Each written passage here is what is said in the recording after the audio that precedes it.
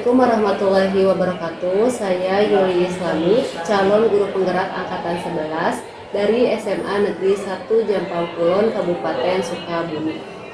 Kali ini saya tidak sendiri, saya ditemani oleh Ibu Tita. Beliau adalah guru matematika di SMA Negeri 1 Jampang Kulon. Assalamualaikum Ibu. Waalaikumsalam. Bagaimana kabarnya Ibu? Alhamdulillah. Alhamdulillah. Damai Ibu, hari ini kita akan mengadakan percakapan praobservasi. Sebelum nanti saya akan amati jalannya proses pembelajaran yang Ibu lakukan di kelas Ibu ya. Adapun tujuannya yang dilakukan supervisi ini adalah untuk mengetahui dan mengevaluasi jalannya proses pembelajaran yang Ibu lakukan dan kenapa kita pagi ini melakukan percakapan praobservasi ya. Sebagai persiapan awal sebelum nanti Ibu melakukan kegiatan pembelajaran agar lebih siap dan lebih percaya diri lagi sehingga memberikan pembelajaran yang terbaik bagi murid kita ya Bu ya. Ada beberapa pertanyaan yang akan saya sampaikan kepada Ibu. Yang pertama berkaitan dengan tujuan. Kira-kira apa tujuan pembelajaran yang ingin Ibu capai di observasi Ibu? Berdasarkan yang telah saya rancang, yaitu ada 3 tujuan pembelajaran. Yang pertama yaitu tujuan pembelajaran itu anak peserta didik bisa menguasai, memahami materi fungsi input. Yang kedua yaitu bisa mengoperasikan fungsi input, dan yang ketiga yaitu bisa menerapkan fungsi input ke dalam kehidupan sehari-hari.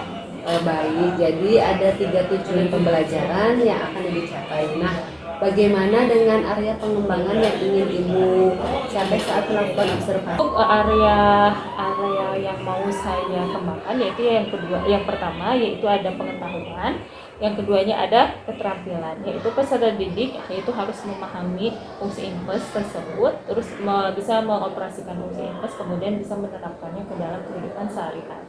Baik, jadi ada 2 yang ingin Ibu kembangkan ya. Yang pertama aspek pengetahuan dan yang kedua aspek keterampilannya. Nah, saya ingin mendengarkan Bu bagaimana rancangan pembelajaran yang Ibu terapkan di dalam kelas, mungkin dari strategi pembelajarannya, model pembelajarannya, dan media pembelajarannya. Baik, untuk strategi yang digunakan adalah pembelajaran berdiferensiasi berdasarkan kesiapan belajar peserta didik yang diintegrasikan ke dalam pembelajaran sosial emosional. Kemudian saya akan melakukan membagi kelompok sesuai dengan kemampuan, keterampilan, dan keaktifan peserta didik, dan untuk model yang saya gunakan adalah model PBL, yang dimana nanti akan diskusi kelompok, ada tanya jawabnya juga, ada sesi penugasannya. Bagus sekali ya Bu. Rencana Ibu akan diterapkan dalam kelas menggunakan strategi pembelajaran berdiferensiasi yang diintegrasikan dengan pembelajaran sosial dan emosional, menggunakan model pembelajaran problem based learning atau PBL, dan juga dengan metode diskusi, tanya jawab, dan penugasan. Begitu ya Bu ya. Nah, bagaimana dengan media pembelajaran yang akan Ibu pergunakan di dalam kelas? Yang pertama, saya sudah membuat LKPD-nya, kemudian saya susun PowerPoint-nya, PPT-nya, kemudian nanti saya akan menggunakan yang jelas ada infocus dan ada laptop. Baik. Untuk media pembelajarannya, Ibu akan menggunakan LKPD ya? Nah, kira-kira kapan Ibu akan melakukan kegiatan pembelajaran tersebut? Di hari apa, kemudian di kelas berapa, dan juga di jam berapa? Saya itu kalau nggak salah kosong di hari Rabu. Insya Allah saya akan melakukan di jam ke-9 di kelas 11.7.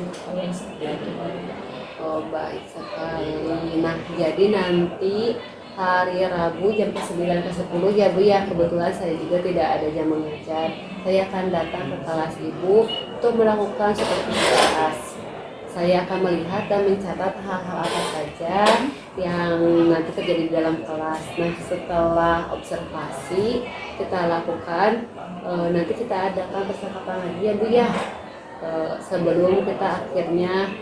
Sebelum kita akhiri, kira-kira apa yang Ibu dapatkan dari hasil percakapan kita hari ini?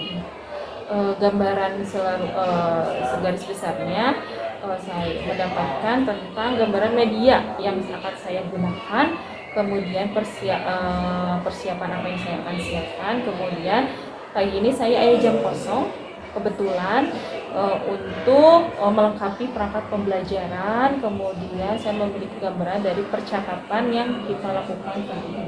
Baik Ibu, alhamdulillah ya, Ibu sudah meluangkan waktunya dan sudah bersedia berbincang-bincang dengan saya di percakapan perobservasi. Sampai bertemu nanti pas observasi ya Bu ya. Terima kasih. Wassalamualaikum warahmatullahi wabarakatuh. Waalaikumsalam warahmatullahi wabarakatuh. Assalamualaikum warahmatullahi wabarakatuh. Selamat pagi anak-anak. Sehat semuanya?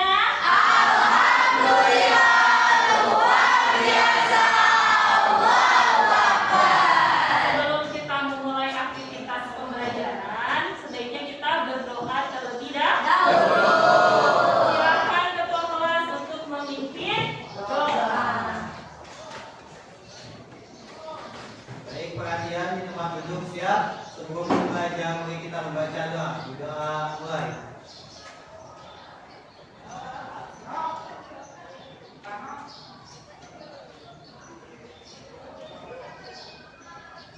Selesai, kepada ibu guru memberi salam.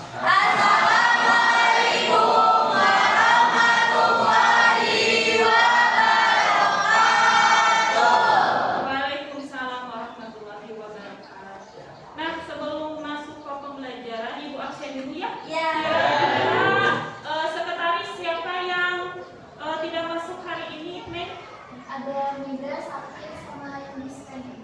Mega, Sakti, yang di scan berapa orang? 4 orang. 4 orang. Di scan apa?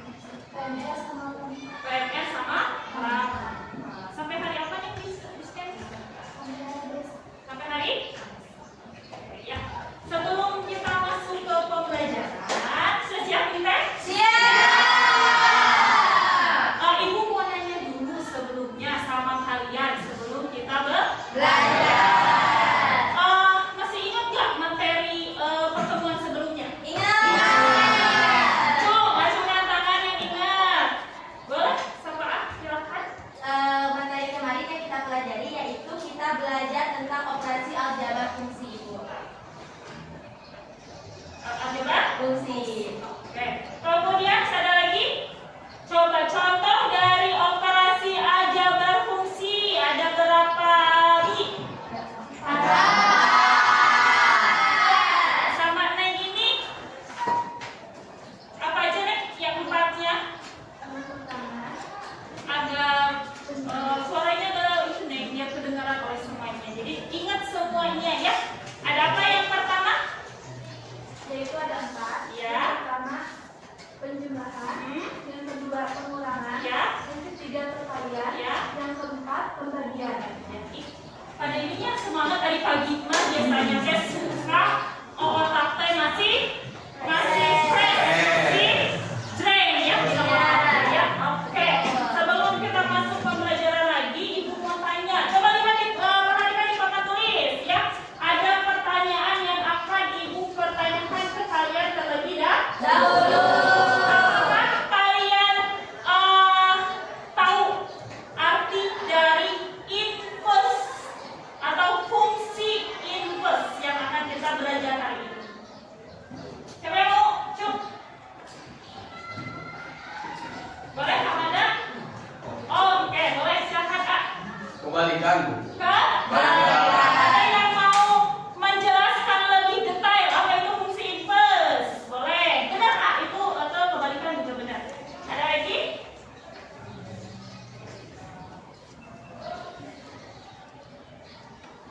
Ya, boleh. Apa lagi? Hamada? Fungsi inverse itu kebalikan dari sebuah bilangan gitu, Ibu. Kebalikan atau belakang dari bilangan tersebut. Oke, benar. Semuanya benar. Ada ya? Salah. Ya. Sebelum kita masuk ke pembelajaran, Ibu akan membacakan dulu tujuan pembelajaran.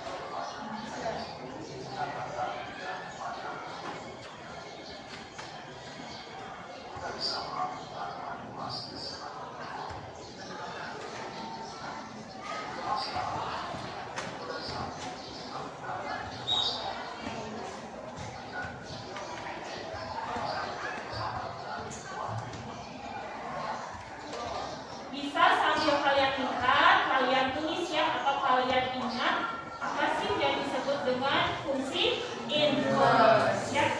Bisa kalian sambil ditulis, sambil ditapaki.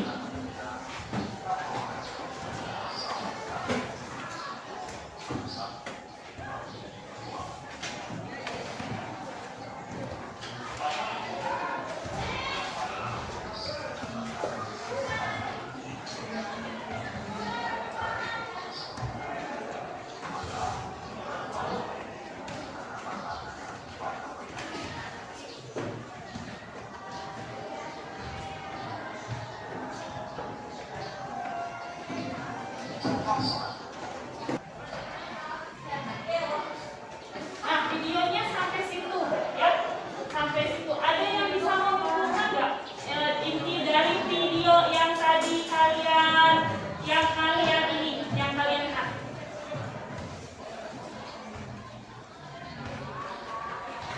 Ada nggak yang bisa menyimpulkan video yang kalian lihat? Apa yang di papan tulis? Coba lihat.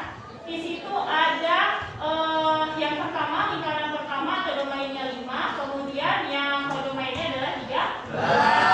N-nya itu bisa juga sama dengan 3. Di situ adalah nilai dari asalnya berapa itu?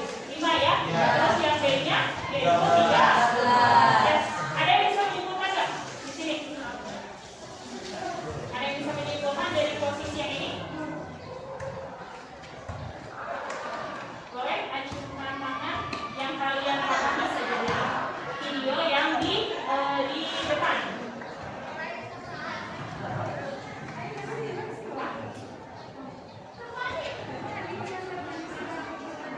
Ada yang bisa menyimpulkan? Anak perempuan laki-laki? Amanda mau menyimpulkan hasilnya? Jadi kalau yang kebalikannya gimana? Kalau misalnya domainnya 5, maka V-nya itu 3. Oke. Nah, selain kalian menyimak ini video, udah kalian tulis ya bagian-bagian pentingnya sudah? Selain itu juga yang fungsi inverse itu bermanfaat untuk namanya teh ini mas tadi ya. Bisa kalian lihat di PowerPoint-nya bagian kedua. Ya, di situ ada apa? Produksi apa? Apa? Coba lihat. Produksi percetakan buku. Oh, oke, benar. Produksi percetakan buku. Ya, jadi bisa digunakan untuk apa? Menghitung banyak buku yang dijual jika hasil penjualannya diketahui. Oke, sekarang kita masuk ke pembelajaran kelompok ya. Oke, Ibu. Sudah ketemu belum? Yang kemarin kelompoknya sudah ingat? Sudah. Kita mau bagi jadi berapa kelompok kemarin? Silakan duduk dengan kelompoknya masing-masing. Boleh ininya ke belakang silakan. Ya, boleh. Silakan. Oke.